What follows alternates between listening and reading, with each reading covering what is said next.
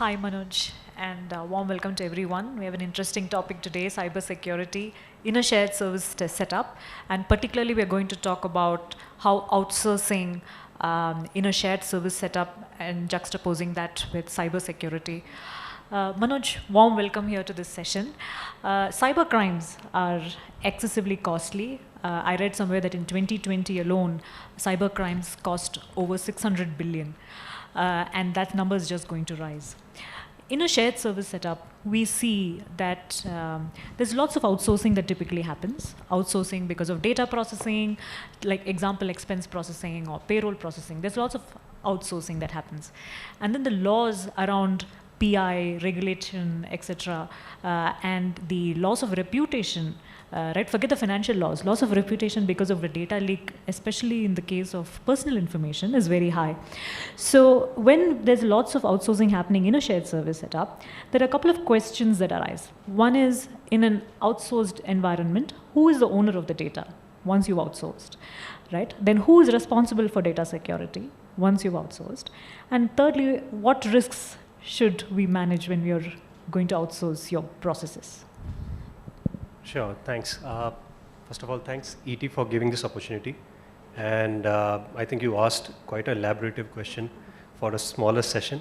But we'll start with first understanding that what we are talking from the risk management point of view or from cybersecurity point of view. We all know that any organization which is digitalized needs some sort of cybersecurity, needs some sort of risk assessment and risk management. And all these areas which is important is the digital transformation as well. So everybody wants to move into a digital transformation area. And one of the bigger thing which is coming into the picture is cybersecurity. And lately, I think not lately, but then starting from 1999, when this first Melissa attack happened, right? Since then to very own WannaCry, and recently Log4j2, right? So there are a lot of attacks which happen.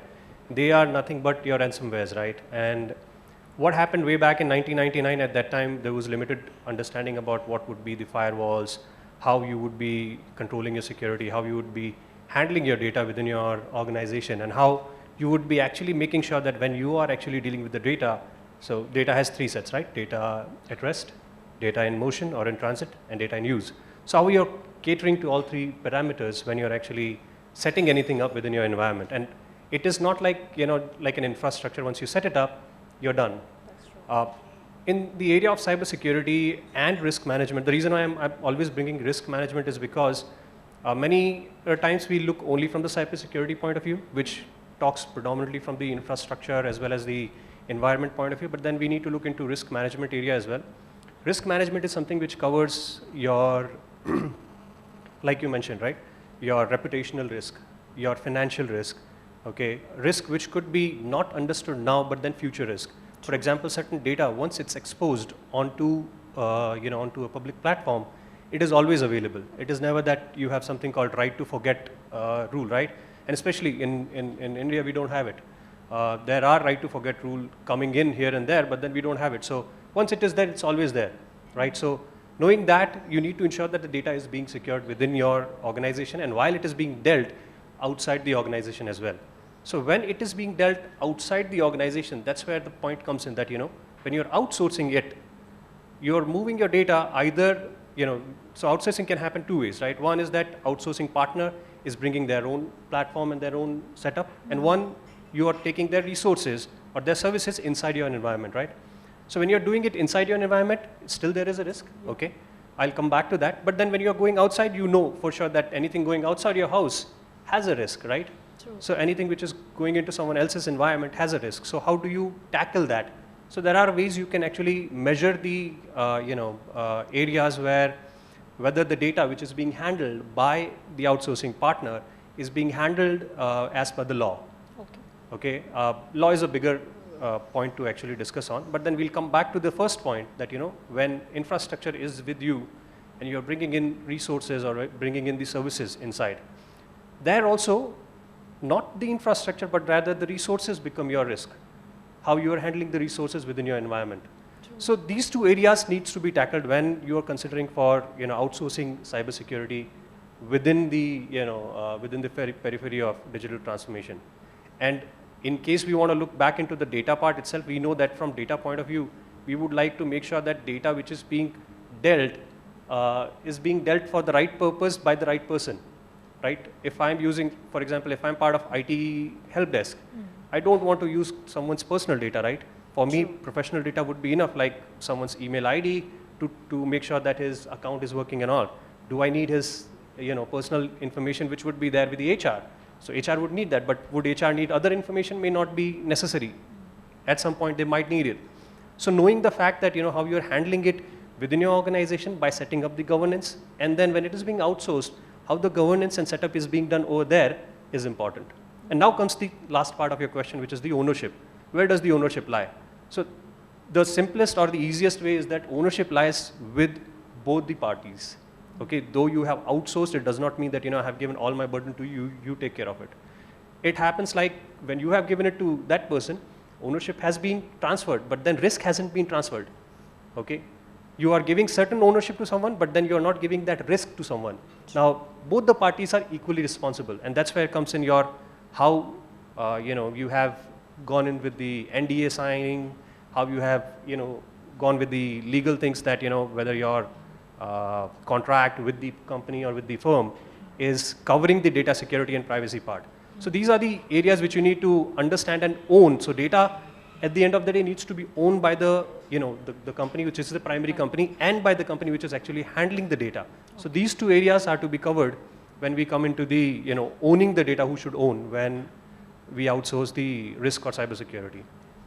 Thank you, Manoj. That is a comprehensive answer to a long question. Your question itself was comprehensive. But moving to the second one, we are going to a highly digitized era, and in India as well. Billions of sensors are now going to connect our roads, our homes, our devices. 5G is going to come in. There's lots of IoT that's being spoken of. So in this highly digitized environment, what we're seeing is many of these cyber solutions that these multinationals are coming up with are very US focused or Europe focused, not really India focused. Do you think we're ready for this highly digitized era that's coming upon us? I think we are getting ready. We might not be as ready as Europe or US right now. They have their own set of rules. They follow GDPR, they follow SOX compliances, they follow HIPAA, PCI and all, which are kind of being utilized because we have right now global organizations. But then do we have any laws here? If I recall, there was a judgment way back in 2017 by Honorable Supreme Court of India mentioning about we need to somehow come up with Data Privacy Act. And so far we were dealing with only IT Act, right? So IT Act was covering certain part of it, but then Data and Privacy Act was not there. So how do we ensure that the individual data is being handled properly? And for that, I think from then on, there was some sort of personal data management, kind of law was created. Not law was created, but then there was a discussion happened in Parliament, and then JPC was formed. And still, the law is not yet onto the enforce. But then we still have that thing happening, and we know that we have also come across a lot since the lockdown, the digitalization and other things are happening. And a lot of data is being stored. A recent one, if you can see that the recent guideline by RBI was that you can't store your credit card or debit card information on your this marketing websites or marketplaces, right? True. So when you're holding that information over there, someone is taking care of your personal information, though the CVV number and other things are not there. But then now the new regulatory says that you can't keep that information also there. In case you want to keep, you can keep only certain information. You need to tell what is being done. But then there is a contrary side also. The contrary side is, if we take more from the messaging apps and all. So government also wants to somewhere identify that where the message originates. So it still wants to track that what you are doing, or when you are actually sending a message.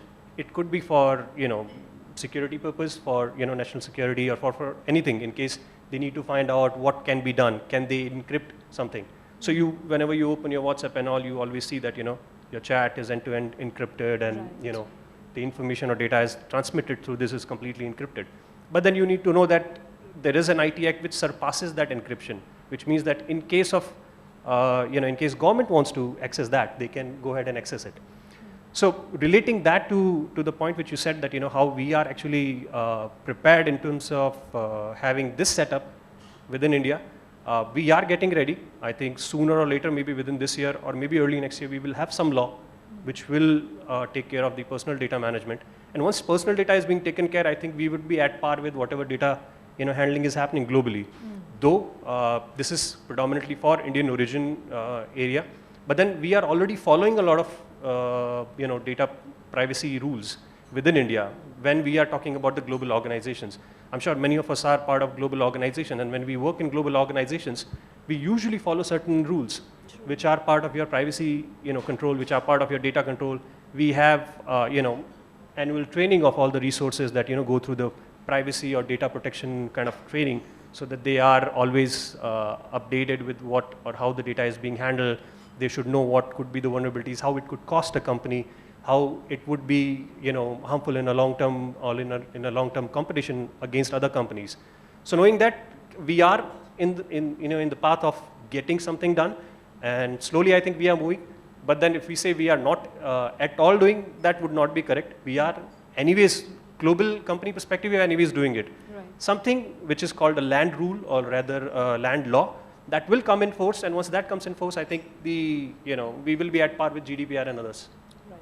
Perfect. So Manoj, moving from data to applications, we see, especially after COVID, there's this acceleration towards migrating to cloud, either full cloud or in a hybrid model.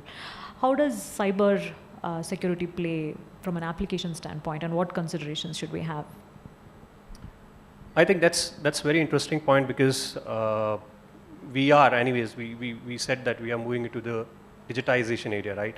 So when we say we are moving into the digitization area, the important thing comes into that, okay, what you want to do digitizing with? You want to be bringing in high-class servers into your company, or you're going to go cloud, or you want to go into private or public, whatever cloud, or you're going to do something else. So that comes into your digitization area, right? And now you want to say that, okay, every company or any other organization is going with some XYZ cloud, and I would also like to kind of go for this XYZ cloud, and that company is being successful in terms of getting good ROI when the infrastructure was moved from on-prem to a cloud. So I would also do that. But in that area, do I have literal understanding of when I move into the cloud, or when I move into something on-prem to offshore, when I'm moving anything from there, do I understand that what are the cyber security measures in place? So on cloud, we already know that on cloud we have a lot of security measures from all cloud service providers, right? Now those measures are being kept so that there is real-time monitoring happening. There is real-time identification of any threat or vulnerability to your environment, and then there would be any sort of indication given to you, and then accordingly you can mitigate. But then the point comes in, when you are actually moving, have you done assessment from your side? Okay, so when you are actually trying to go and change your on-prem setup to a digital transformed setup in cloud or anything, have you understood that what is your application support level? How is the data handled? We call it BIA, right? Business Impact Analysis, right? Which category does it fall into? Does it fall into medium, high, very high, or low category? For example, a data related to someone's email would be a medium category data, whereas data related to banking would be highly secure data. So have you done assessment of that application, that what that application is doing with the data?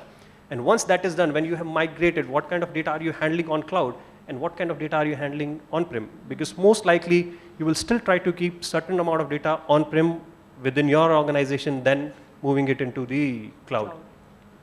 Then comes into the point that, okay, you have done your assessment from BIA level, you have done your application assessment. Now comes in that how you have handled your network related security. So when the data goes out, are you masking the data? Are you hashing the data? Okay. If we put it in a simpler way, that okay, are you making sure that there is no traceability back to your environment in case someone comes in from the public cloud? So now the security lies not only on-prem, but then from a place where also the data is hosted. So intruder or anyone who's trying to hack into your system can come either through cloud or through on-prem. Now it has more channels to come in. True. So when it's trying to come from either of those channels, you need to identify how you have set your first application in terms of data handling, then the infrastructure where the application resides, and infrastructure from the point of view that, okay, on the infrastructure, have you made sure that your infrastructure is docked and contained? Okay, are you using proper setup? And then are you masking the information? Are you hashing the data which is being transmitted? Are you ensuring that when the data is residing on the cloud also, whatever data, is it multi-layered? Is it multi-tenant? And if you're doing multi-tenant, how are you handling that particular, tenant's, regulations and laws? So considering the fact that when you are actually moving across, you need to first assess all these things out while identifying that what would be in case of any, intrusion, in case of any sort of, exposure, are you ready to cope up with? Right. What would be your, so right now if I create a list of applications which I am moving and what kind of data it is handling, I would know that if this happens, I would have this much of impact. So when you know the impact, you would not waste time in assessing the impact, rather remediating directly. Usually what happens in any cybersecurity attack is that most of the time goes into identifying that, where all I am impacted, not remediating, because remediation options would be very limited at that moment of time.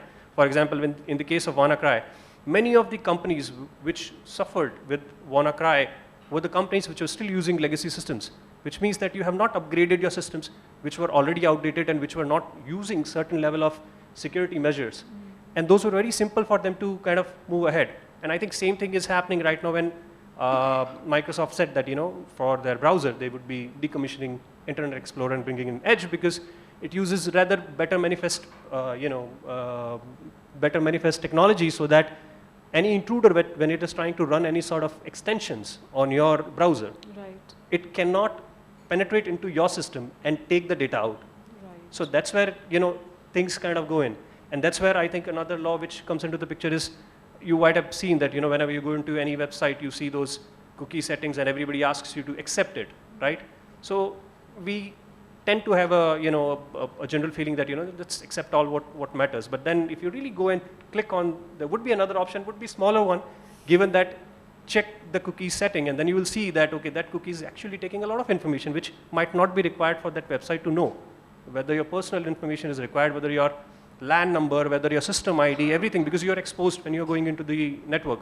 So do you select that option by saying accept all cookies, or do you go manage and allow only certain ones which are necessary, which they would not let you, disable it, but then can you disable the rest of things and read it?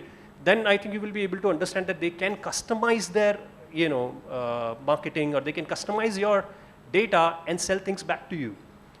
That would be something like, for example, you do a Google search any given day on your phone or on your system, and you would have searched for, let's say, I like, this particular brand's phone. Okay, you just search for iPhone 13 or maybe 14 is going to be launching, so search for iPhone 14. More likely, you are tend to see those kind of suggestions coming up on your Facebook, Insta, LinkedIn, other profiles, wherever the marketing spaces are given. Why it happens? Because certain information is being shared when you are actually typing that, and they know that, okay, you as a person with this name, this identity, with this geography, with this much of age gap, which they probably would be knowing with your profiling, and this area is searching for something. Can I give you similar products? And these things are being sold. And how you actually control that is where the law of the land comes into the picture. So certain things are coming into the picture. Somewhere we have to be more careful in how we are dealing with it. When we come back to the organization, yeah, employees at the end of the day is the asset of the organization, and employees will have to ensure that how they are being trained in handling data when they are actually dealing with it. For example, you are into customer service, someone calls and says that, okay, I would like to place certain order, I would give you the credit card details, you do it, and you kind of go ahead and punch it and place an order on my behalf. But then you need to understand that as per the law, which I think not mostly understood, but then I think people who are into this field would know that you're not supposed to write the customer's credit card number. You need to type it on the system as in when it is spoken. But there are cases when people tend to write it thinking that what if I type one letter long and then there is no, so in the arrows you can't go back. You need to backspace it. You need to remove and then type. So if that is the case, am I writing it or am I typing it? Would my customer get frustrated if I am not entering it right at the first space step? So these are the things which your employees, or rather the resources who are working on it, need to be told to actually understand that how the data needs to be handled. It's very basic. It's very low level. But then handling data at the application level, platform level, network level, and at the resource level is very important. Right. Thank you, Manoj. Of late, I've been trying to do the reject all instead of accept all for cookies, but it doesn't work always. But my last question for you, Manoj, for this session. In a shared service setup, would you consider outsourcing your cybersecurity itself, and what are the pros and cons in making a decision around that? I think this question is predominantly for a person who's actually looking into understanding what my requirement is. So if my requirement is that I would like to set up a separate, vertical altogether of cybersecurity within my company, and I would have that much of budget, resources, expertise to do it, I would do it. But rather, in doing that, what are pros and cons? See, pro is that data, information, everything is with me. I have my own setup, knowledge created and everything. But cons are more, which means that you would need to have good investment to set it up. And that setup would be, a separate vertical altogether inside your organization, but then it would work transactional. It has to have information or understanding of your business, your IT, all your processes, so that it can do or handle the data, or rather whatever it has to do from cybersecurity point of view. Then you need to have equipped people also who hold that knowledge. So if you're bringing in those equipped people, you need to know how and when or what to source from the market, and then handle that thing from your side. And then when you're creating it, it is not that you have started and you are kind of, gaining the benefit out of it. It will take time for it to mature as well. So it takes good amount of time for your internal information security or internal, risk management or internal cybersecurity team to mature. And then you kind of, try and work it out. For a large organizations who is, keen on having this as a global setup, can be understood. But for medium or small organizations, I would still prefer, and even for large ones also, many of them do outsource. Outsourcing would be a beneficial option. The reason being, first, you are getting the expertise in hand, okay? Right. Instead of you bringing in or creating your own expertise. True. Second is that when you are actually outsourcing any sort of cybersecurity related setup, you are actually not investing time on understanding something which you are not expert at. You're doing your work. You're supposed to be doing your work. You are expert in that. You do that. Let some other expert do that work and support you. Right. And with that, you kind of have rather more cost benefits that, instead of you setting it up and bringing something up inside your organization, something with this, I would say, lesser cost would be able to do it for you. So you will have a better ROI. There are certain things which we need to look or we need to identify when we are going into the outsourcing of cybersecurity services, which is, I think, managed security services providers. So when we go with them, we need to understand that, first is that portfolio, what actually they do. Okay, are they expert in certain things? For example, right now, most of the companies, outsource their legal team. And they would not have in-house legal team. They would be outsourcing it. Similarly, for your facilities, your admin team, sometimes your IT support team, because you are no expert. You don't want to set up a team which does this and then create infrastructure around them and support them and kind of manage it. So you are outsourcing. Why not outsource this? Right. But then one point for sure that when you're going with the outsourcing of cybersecurity related setup, are they expert in your business as well? Are they expert in understanding the regional or rather local laws? Are they understanding the factors which could come into the picture in case the things are compromised? Most of them would already be, but then it is, your duty to understand that and have that understanding. It is not that, I have given my baggage to you, now you take care of it. You need to know that, okay, I have given my baggage to you, but then you need to take care of it because there is something written as in handle with care. It's fragile. And anything happening to that baggage could cost me huge. Are you ready to share that responsibility? How are my, NDAs signed, non-disclosure agreements are signed? How am I contractually, abiding you for anything which is happening to my organization? So these are the things which you need to be very sure.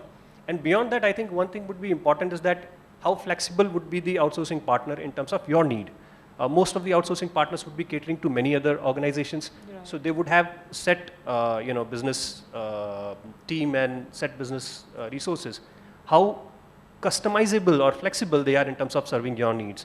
Can it be, for example, you're part of a marketplace company, or you're part of entertainment industry, you're part of, a data warehousing industry. How is, whoever is the XYZ company capable in handling certain areas, and whether, or in any case, if any sort of intrusion happens, how are they able to handle it and how quickly they can mitigate it. So these are few areas which we need to know before we actually go ahead and identify. But at any given day, keeping data with you or with them, you need to ensure that you understand it, just not pass the baton to someone saying that, you take care of it, I don't care. Right. I think the answers you gave for the first question apply here also. Yeah. Who is responsible for cyber security, and so. See, at the end of the day, we need to understand that whoever has given us the data is trusting us with the data. True. So should we break that trust or not? So that trust part is important. And that is why all these discussions around cybersecurity, law and all comes into the picture. So my data is my data. I mean, I would not be going out everywhere, holding up placards saying that, this is my Facebook profile, this is my Instagram profile, come and meet me. This is my, business detail, this is my home address, come and meet me. No. So why should we do it with the data as well, right? When it is coming to the picture in the global setup. Yeah. And I would still say that, there is a new concept coming in metaverse, right? I think it's very relatively new. And what metaverse is that creating a digital world altogether, right? We have a new world getting created on the digital platform. And there what we are doing is, right now it's very early stage, but then I think future lies with the meta in terms of meeting, greeting and all. So there, your information right now is not as protected as you would be trying to protect, because the platform owner does not know what it wants to do with you. You also don't know. You just want to go there, kind of set up a meta thingy. Some collaborations are going to be happening here and there, and you're going to be part of it. But then how the data is being handled, how the privacy is being handled within the platform is still a bigger picture. And that's where I think going down the line, when we look into metaverse and other things coming into the picture, how the data overall, not only from personal point of view, but then from organizational and other point of view, because companies are also going to be hosting their events on Meta. True. There are going to be many, I would not call Meta because that becomes a company, but then I would call it into the virtual verse. So in that virtual verse, how they are actually handling the data would be the bigger picture which we need to look into going down the line. So Manoj, since you mentioned about metaverse, I could have 10 different avatars, 10 different identities. So 10 times the number of personal information to secure. So I think cyber is going to be a field which will be rocking in the ages to come, no matter what happens. Absolutely. Since the first Melissa attack till now, I think we have grown a lot. And with metaverse coming into the picture, we will have more and more cyber security related, I would say, strict rules to be formed, and rather they will be there and need to follow those and abide by those. But thank you so much. Thank you so much, Manoj. Very well articulated and very well answered. Thanks. Thank you. Thanks, guys.